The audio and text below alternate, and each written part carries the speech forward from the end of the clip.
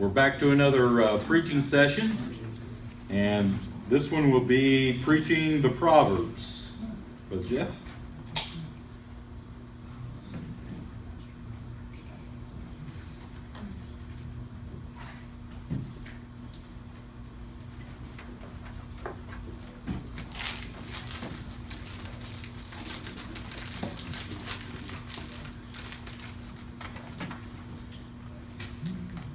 All right.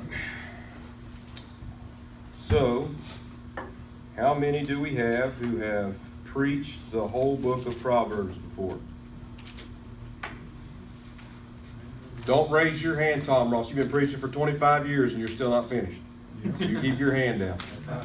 How many was that? Just a couple, look like? Okay. How many of you have heard the entire book of Proverbs preached? Working on it. Okay. Couple more. Good. Proverbs is just, I hate to say this, but it's just one of my favorite books. I don't know, just always been drawn to it. I can remember reading it over and over and over again as a teenager. I preached to it myself 5 years ago and basically just have continued studying it since that time. It's one of those kind of books when I got to the end of it, I really wanted to turn around and go back to the front and start over, except for one thing. It's one of the hardest books in the Bible to preach. The book of Proverbs is. It's just difficult. So we're going to talk about preaching the book of Proverbs, and hopefully I can maybe give some help on tackling this book and getting through it. All right, so first of all, we want to begin by identifying themes in Proverbs. Now, a little bit of what I'm doing here is actually just a part of what I do anytime I'm starting with a book. I'm going to want to start at looking at that book in a big picture view. I want to know what this book is about, what major themes are in this book, what's the theology of this book, all those kind of things. I want to know, because as you're going through and you're focused in on this one little verse here in the middle of the book, you want to have all those big things still in mind, because you need to be able to connect them. And oftentimes, to be honest with you, it helps you understand what's in the book a lot more easily when you understand the big picture of the book you're looking at. So, themes in Proverbs.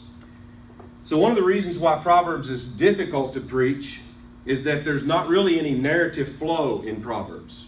It's in some places it's just a verse or a couple of verses that go together, and then the next verse seems to really have no connection to what just happened. So contextual exposition is challenging because the verses immediately around the verse you're looking at, a lot of times in Proverbs, don't really contribute to the interpretation of that verse. And that's challenging. Now, sometimes you'll have maybe some general themes that will run through a few verses in Proverbs, but oftentimes it's really not much connection to what comes before or after. Context in Proverbs is a little different. All right, the way context really works in Proverbs is by themes, relying on the themes of the book more than just the surrounding verses.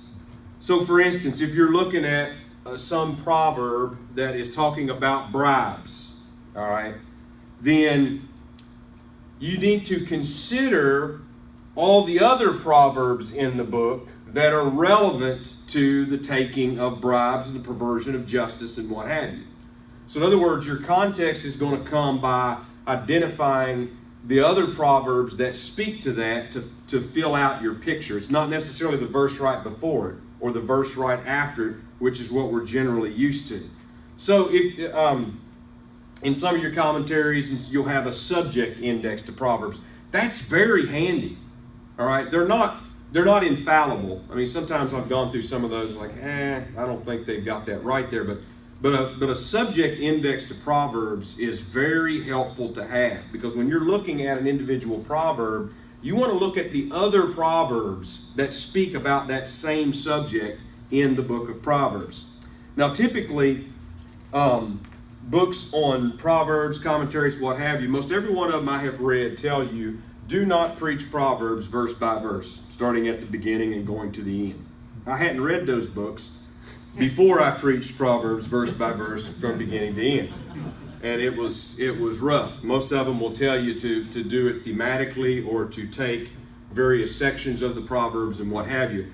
But the point is, you do need to have that grasp of the subjects in Proverbs, the various themes that are touched on, so that that's how you're going to rely on the context of Proverbs to interpret these verses. So the aim of the book of Proverbs is to teach wisdom. So we have to know what wisdom is. And you start digging into this in Proverbs and you find that there are actually several different Hebrew words that are used throughout the text, and they really form a cluster around wisdom. They have different nuances of meaning to them that are filling out a fuller picture of what wisdom is that's spoken about. So you have words that would be wisdom, understanding, discretion, prudence, a lot of these different words, and they're almost used synonymously, but again, they're really used in a cluster to speak about wisdom. The most common word for wisdom is a word, I didn't write it down, I think the Hebrew is hokmah. It is a word that means skill. In fact, if you look at, and I got some references down there, it's a word that was used to describe the skill of the craftsman who built the tabernacle. There in Exodus chapter 28 and 31. Later with the temple, same thing in 1 Kings. Psalms refers to, I don't think it's the building of the temple there, it's another trade. Essentially, wisdom was having skill like a master craftsman. So when you're looking at the book of Proverbs, you understand that it's aimed to teach wisdom means that it's aiming to teach us the skill of godly living. It's aiming to teach us the skill of righteous living. That's what the purpose of Proverbs is. Proverbs, just like it gives us wisdom in various words that give us this fuller picture, Proverbs also presents the picture of folly in a similar way. You got several different words that relate to folly and to foolishness. And actually, when you look at the words, the cluster that describe folly, what you notice about them is that there's a range of severity. So you have on one end words that essentially mean simple or naive, just ignorant, not unlearned, whatever you want to say. And that goes in a range of severity until the point where you get to the scorner and the scoffer, those who are willfully rebellious. Like they are able to recognize the wisdom in the word, but they obstinately refuse it. So there is a degree of severity in those words that are used to speak of folly. Another theme in Proverbs is the way or the path, the drek. It's a Hebrew word for road or way. And this is a word that is used to speak of the manner of life or the general course of life. And when you look at the book of Proverbs as a whole, you realize that Proverbs teaches there are only two ways. There is the way of wisdom and truth and righteousness and life, and there's the way of folly and sin and ultimately death. There's only two ways. That's what Proverbs presents to us in a whole.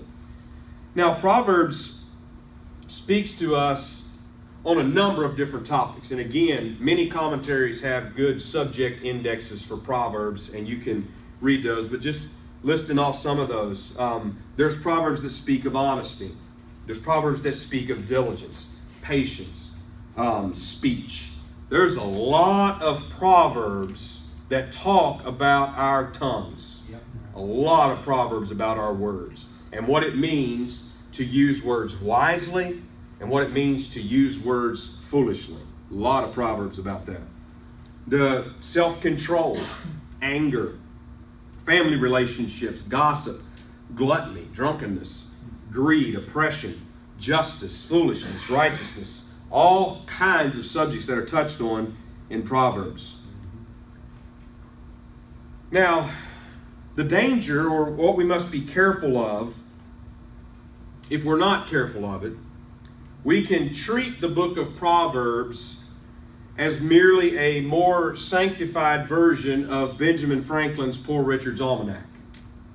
You know, reminds you of Louis Kiger with his homespun sayings. You know, he likes to deliver those. You know, just some homespun fireside sayings of wisdom that's good to teach little boys and girls in Sunday school. And that's what we do with the book of Proverbs. Nice little lessons on politeness for school children. All right, so let's talk about the structure of the book of Proverbs. Proverbs is divided naturally in the text into 7 distinct collections of Proverbs. And this is noted at the beginning of each one of these sections. As you're reading through the text, you will find these. So chapters 1 to 9, the Proverbs of Solomon. Now, chapters 1 to 9 are a little bit different than the rest of the book. Chapters 1 to 9 are what I like to refer to as the fatherly addresses from father to son. And there's more flow in chapters 1 to 9 than there is in the rest of the book. And in chapters 1 to 9, you have much more context and connection that like we're used to seeing. And oftentimes that's one reason why people like to preach chapters 1 to 9 in just a consecutive exposition, because it lends itself to that so well. The father warns the son in chapters 1 to 9 about competing voices that are calling to the son all the time to follow. And he exhorts the son to follow after wisdom and be loyally committed to wisdom. Starting in chapter 10 through chapter 22 and verse 16, we have more Proverbs of Solomon. And this is a separate collection. That is where, once you hit chapter 10, that's where you start getting what we think of more as Proverbs proper. You get the 2-line sayings. Oftentimes it's some sort of parallelism that is involved. You have the more than, the better than, the greater than statements. Proverbs that are the pithy 2-line sayings of wisdom. Various topics are touched on throughout that section, but ultimately the way of wisdom and the way of folly are contrasted. Chapter 22, verse 17, this is the third section now, through chapter 24, verse 22, and these are the words of the wise, or the sayings of the wise. You got another, and these were, you got another one in chapter 24, 23 through 34, more words of the wise. Then you get to chapters 25 to 29, and you have the Proverbs of Solomon that were copied by Hezekiah's men. And then you get to chapter 30, the words of Agur. Chapter 31, the words of Lemuel. All right, so those are the 7 natural divisions in the text of Proverbs itself. And as I said, each one of those has a heading at the beginning of that section. It's in the text. Now, we need to go further with the book of Proverbs, and we want to find an overarching theme that unifies the whole book.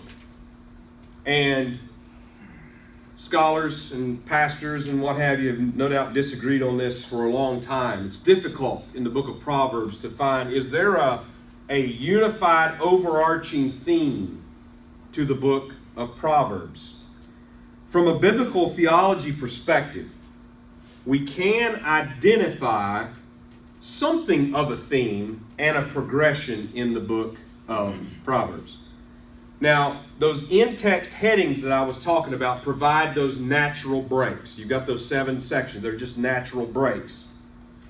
But if you step back and you look at the book of Proverbs as a whole, you can identify the theme and the progression. So this is what I'm calling a thematic outline of the book of Proverbs. A thematic outline. Chapters 1 to 9 call the simple to commit to the pursuit and acquisition of wisdom. Chapters 10 to 24 uses a broad range of wisdom sayings to teach how the righteous or the wise are to live. And chapters 25 to 31 focus on wisdom for kings or leaders in righteous and or wise authority. So if you step back and take a big picture view, you can see this three-part thematic outline of the book of Proverbs. So considering this three-part outline for Proverbs, we can discern a progression of wisdom instruction in Proverbs. There really is some flow and some movement as you go from the beginning of the book to the end. So the progression of wisdom instruction to prepare a son to be king.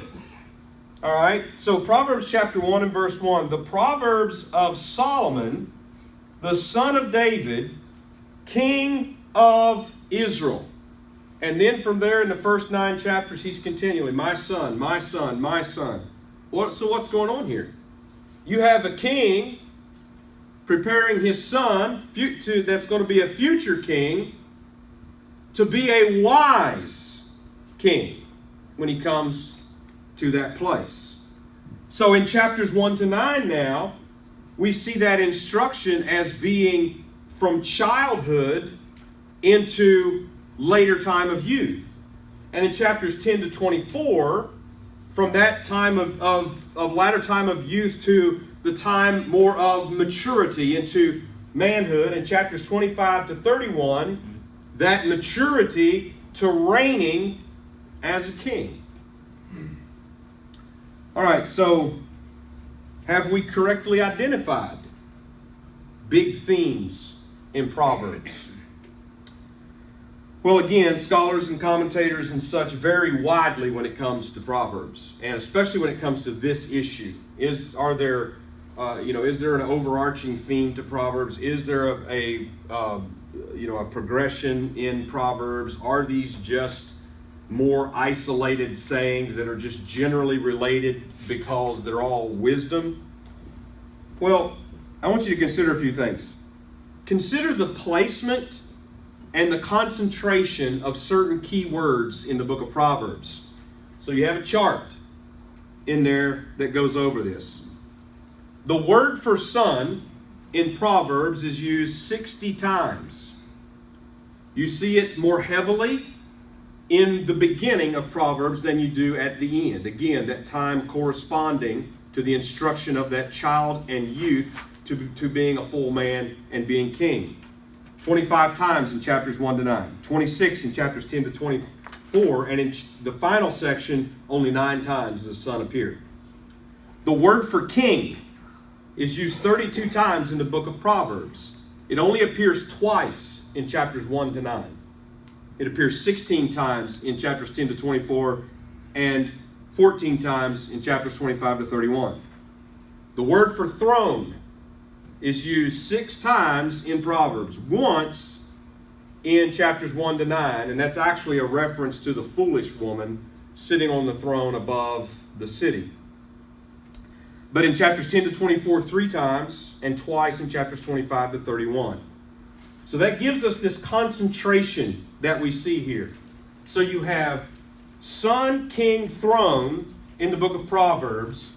You have son more heavily in the early parts of the book and less in the later parts. And you see the opposite essentially with king and throne. You see that concentration for king and throne increases as you move toward the end of the book as opposed to the beginning of the book. So now there's a picture that has emerged of the book of Proverbs. And the picture that has emerged is that Proverbs is a wisdom book with a royal or kingly focus. Obviously, kingly passages can be identified in the book of Proverbs. One example would be in chapter 16. Another example would be in chapters 25 to 29. There are some kingly passages of wisdom in the book of Proverbs. So think about Proverbs chapter 16, verses 10 to 15. This section of Proverbs, which, by the way, is literally at the center of the book, chapter 16, verses 10 to 15, it brings together justice, righteousness, truth, and kingship. And that section of Proverbs actually parallels Psalm 101. If you read Psalm 101, that is a psalm of David who is praying as a mediatorial king about his pursuit of mercy, judgment, truth, faithfulness, and righteousness. The psalm is obviously messianic, looking forward to the greater David, and Proverbs is likewise messianic in looking forward to Solomon's greater son. So that's one of the kingly passages. In chapter 27, verses 23 to 27. Now, this passage occurs in a kingly section, chapters 25 to 29 in particular. This passage occurs in this section, and it uses a metaphoric image of a farmer shepherd. And it's a metaphoric image to describe a good king. The shepherd king is a motif that is common in the prophets. It is used on the one hand to condemn the wicked and unjust kings of Israel and Judah. They are the shepherds that are devouring the flock. It's used to speak of those hirelings who feed on the flock and scatter the sheep. But the shepherd king image is also used to speak of the coming shepherd king, the Messiah, who will gather the sheep and heal the sheep and put them in pleasant pastures forever. Well, that's Ezekiel chapter 34. All right, so that's common imagery, not only in wisdom books, to speak of a shepherd as an image for a king, but it's also in the prophets as well. Ezekiel chapter 34, verses 22 to 24, prophesies of the Messiah. And notice how it prophesies of the Messiah as David, servant, shepherd, and prince or king. David, son of David, servant, shepherd, prince, king. It's easy to identify the Messiah when we say servant, shepherd, king. In other words, if I was talking about the Old Testament and I said, here's an image of servant, shepherd, king, who am I talking about?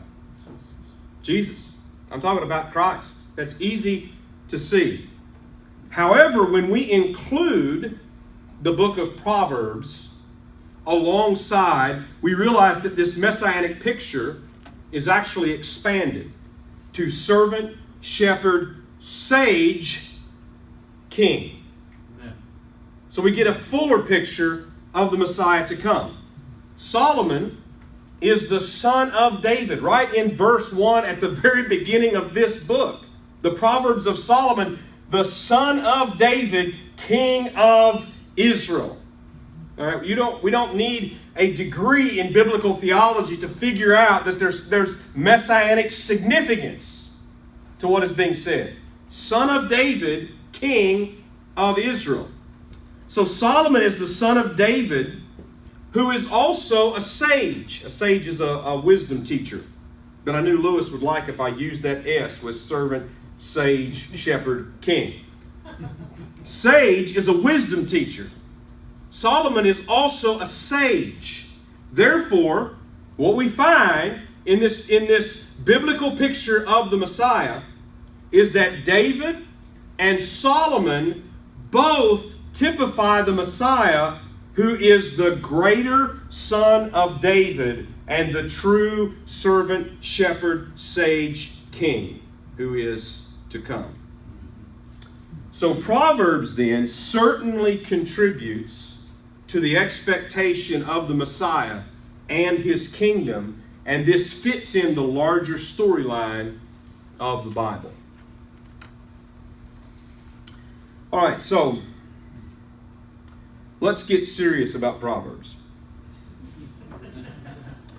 If we read the book of Proverbs superficially, we could come away thinking that Proverbs is about the general welfare and prosperity of men and women in their lives on earth.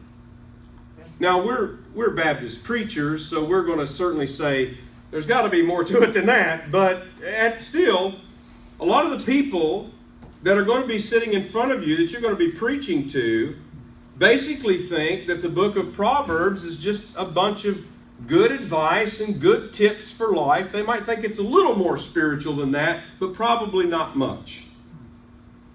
So people that just think these are wise words to live by, I'm going to initially say that we know better just because all the things we've already talked about in this seminar, Luke 24, 27, looks like I got 17 on the slide, it should be 27 and 44. Jesus said all Scripture is about Him. That means the book of Proverbs is about Jesus Christ.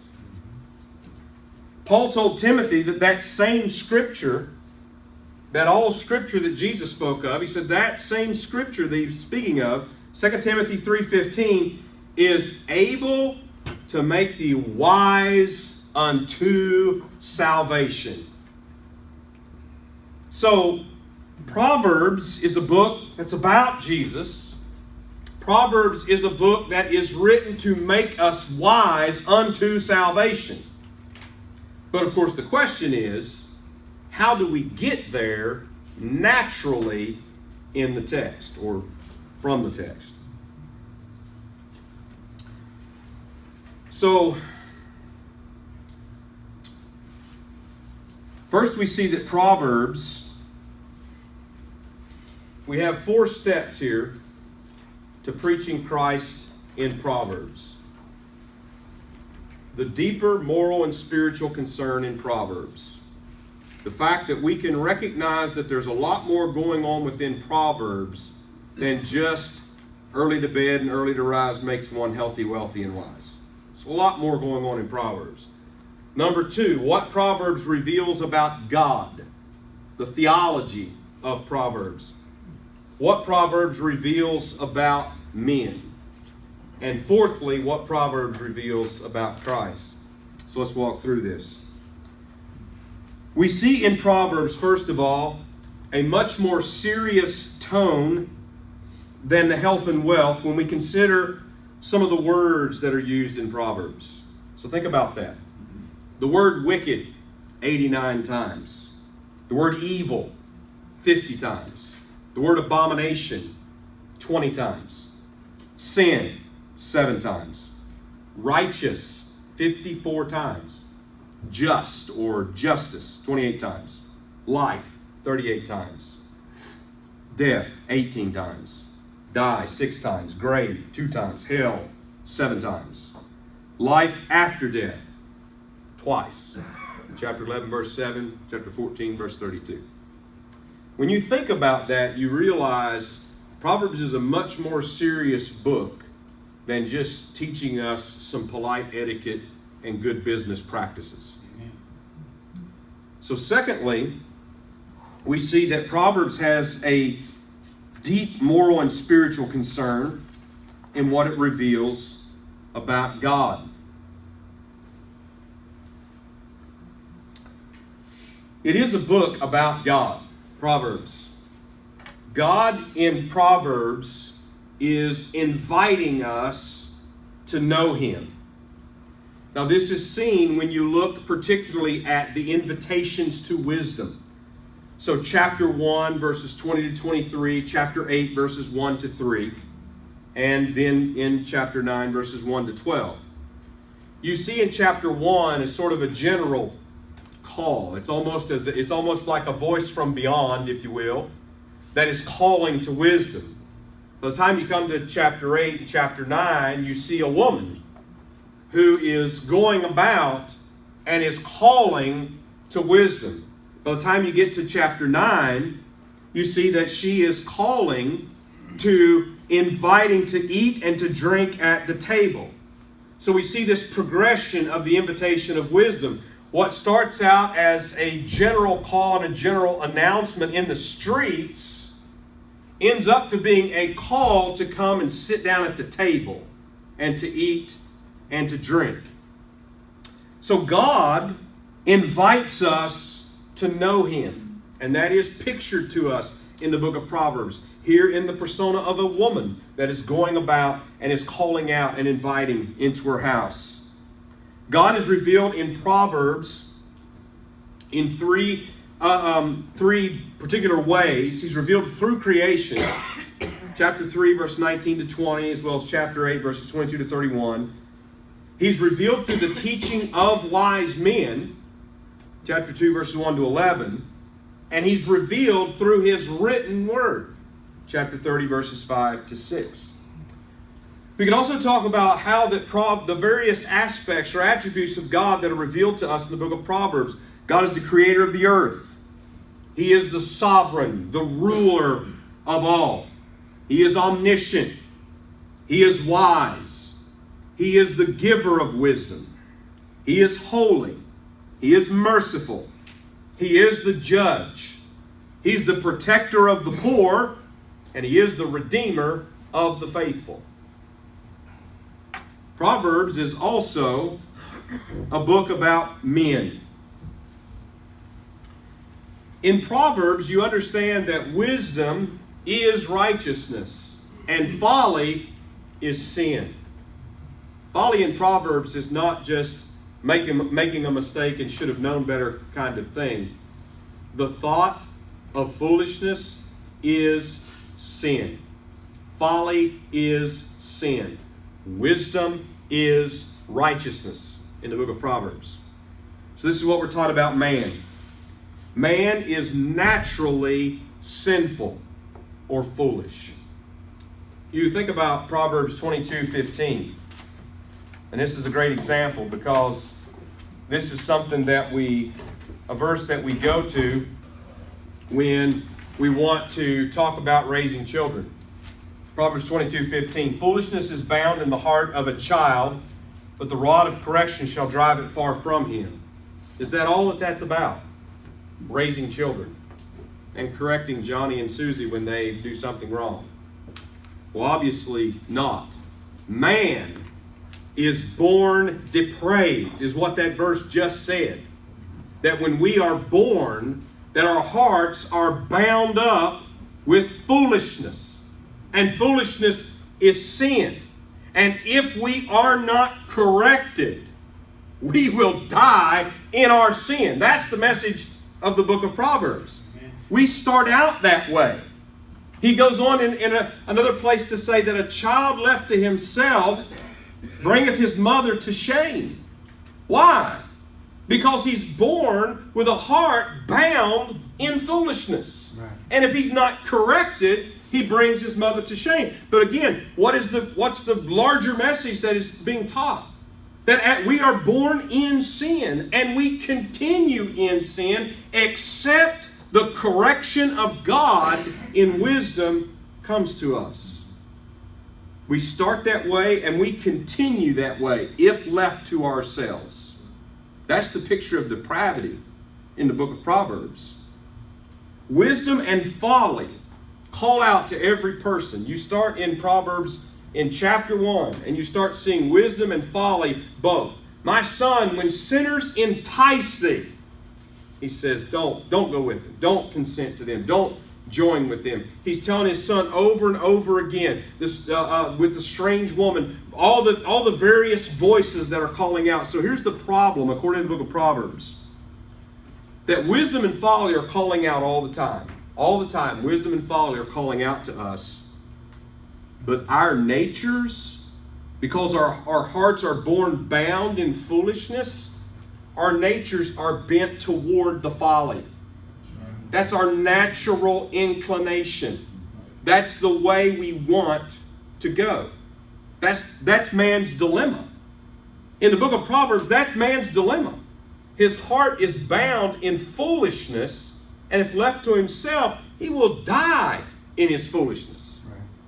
That's the dilemma. Wisdom, we're told, leads to life and peace in the book of Proverbs. Folly leads to death. Wisdom leads to life and peace. Folly leads to death. We're born in folly, and we're naturally inclined in folly, and that is the way we are going to go, except we are corrected. This is a book also about Christ.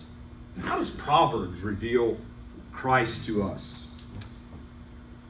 Though there are a number of ways that I do believe legitimately that Christ is revealed through Proverbs, I want to bring us to something that I think we need to see in the book of Proverbs. And that is seeing Christ through the consistent picture of wise and foolish sons in the book of Proverbs.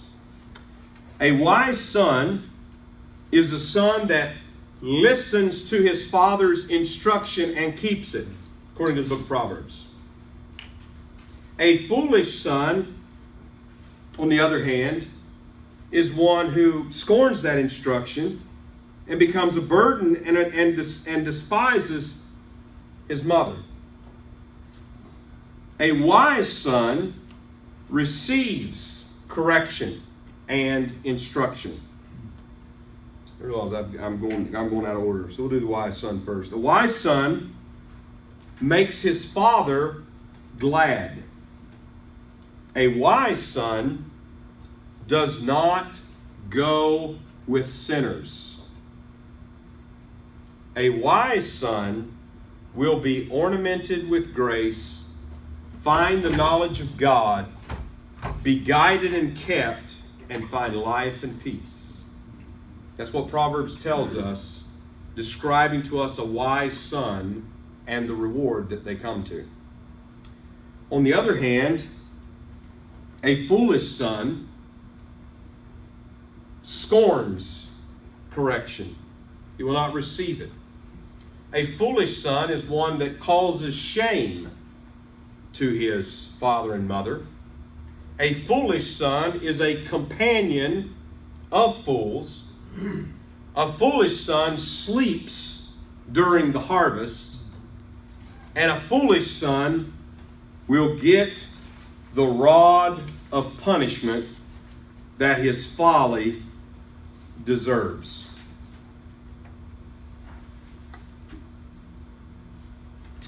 The foolish son will ultimately be cursed of the Lord. Chapter 3, verses 33 to 35.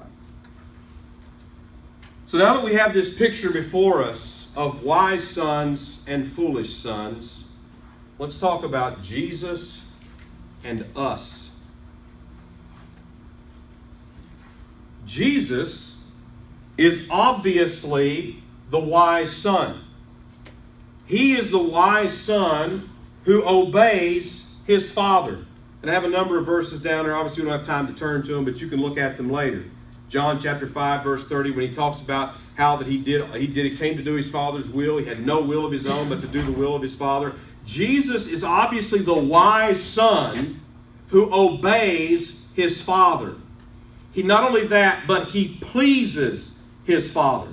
In Mark chapter 1, verse 11, chapter 9, verse 7, "This is my beloved Son," says the voice of the Father from heaven, "in whom I am well pleased." Why? Because he is a wise son. He's well pleased in him. We, on the other hand, are foolish sons. We are those who do not keep the word of our Father. We do not obey. We scorn his correction. We cause shame. according to the law, and we know that Proverbs is a book of wisdom that essentially applies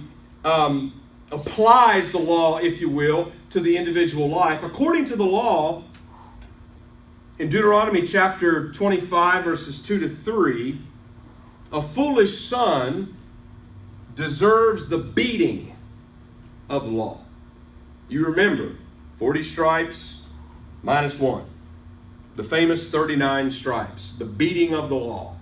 One of the judgments and penalties that the Sanhedrin were still authorized to give. And they did give them and gave them in their synagogues, even though they were under the Roman Empire. The scourging, the flogging, the beating, the 39 stripes. Well, the law tells us that a fool essentially deserves a beating. Persistent, willful rebellion of a foolish son requires death. Bring him out before the elders of the city and stone him that he die. That's what a foolish son deserves. We are foolish sons. That's what we deserve. So as we read through the book of Proverbs and we see these descriptions of wisdom, we see a description of Jesus Christ, the wise son, who has kept the word of the Father. And we also see a description of us who are the foolish sons, who have not kept the word of the Father. And the Bible talks about in Proverbs the rod. The rod, several places in the rod. And we all know about that because we talk about that when we're talking to parents about how they need to apply the rod to their child. Well, Proverbs teaches us that foolishness deserves a rod.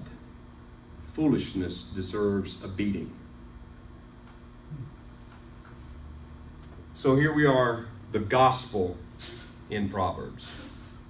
Though Jesus was and is the wise son, he suffered as the foolish son deserved, in order that foolish sons might be delivered from wrath, the wrath that is due to a fool, and be rewarded with life, peace, and blessing due to a wise son.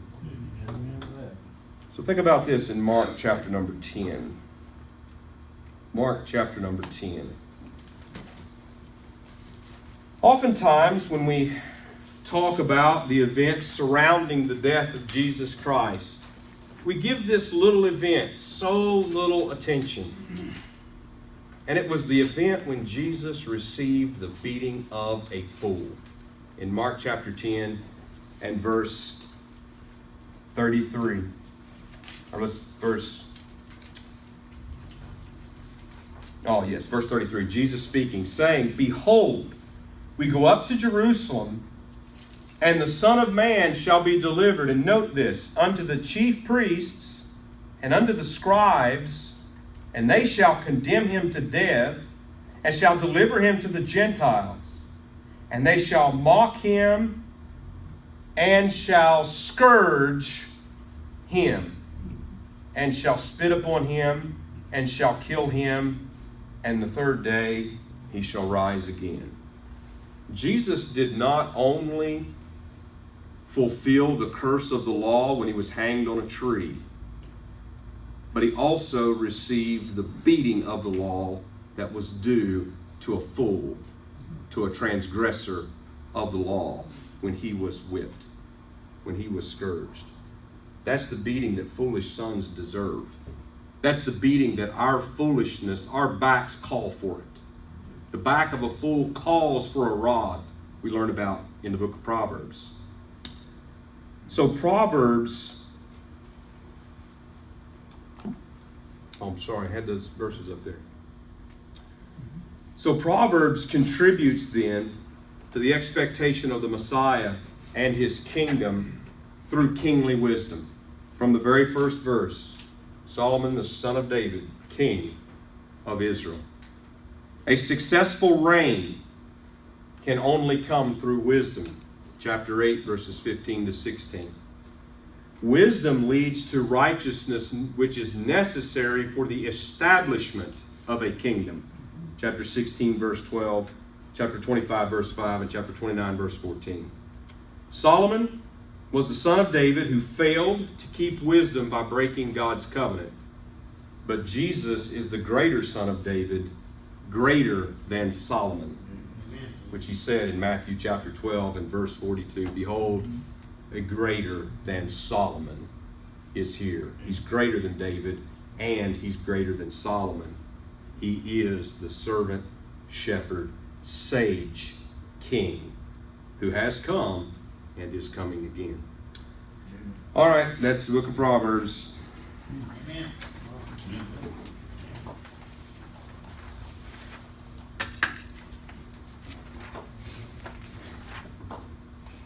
All right. Any questions? Any questions? No questions. Christ is really in all the books. Brother, you spend a lot of time in this book. I know going through putting together a commentary on it. He talked about God gives it in a book form, and this is where you're seeking to find these themes. Why do you think it is in the way that it is? I mean, it is hard to see those thoughts, but I'd just be interested in your reflections on why it is in the form that it is. Or just you don't necessarily see those connections. Because Job, Proverbs, Ecclesiastes, might even want to throw the Song of Solomon in there, are called wisdom books. And Proverbs even talks about the dark sayings. Wisdom is, we have to be taught wisdom to understand the teaching of wisdom. So it's just not on the nose. And even, like with the book of Ecclesiastes, which is a very different book from Proverbs in a lot of ways, or the book of Job, which is quite a bit different. So it's just, wisdom teaching is just not on the nose. But when you step back and you get that 10,000 foot view, you're wanting to get that aerial view. I don't know if you've ever been lost in the woods. I was not too awful long ago trying to track a deer. If I'd have been a better shot, I wouldn't have gotten lost trying to track that thing.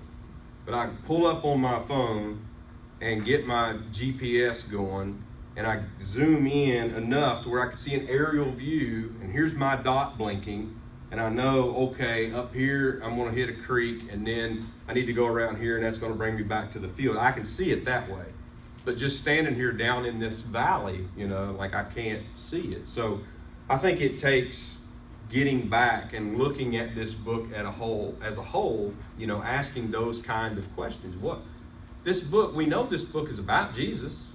We know that it's a book that's given to make us wise unto salvation. So how does that work? And I mean, just working through that process. You think some of it is also actually Hebrew literature layout? Yes, oh, absolutely. I think that definitely contributes to it.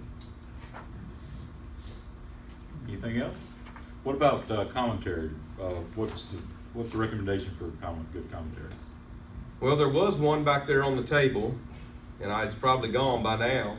But Derek Kidner's, which I think is a part of the Tyndale Old Testament commentary series, and it's very brief, but it does two things. It gives you a subject by subject study in the first half of the commentary, and in the second half of the commentary, it's pretty well verse by verse. But I don't know. I'm not sure that he necessarily gets every single verse, but he gives brief commentary. You say Derek Kinder? Derek Kidner. Kidner. Kidner.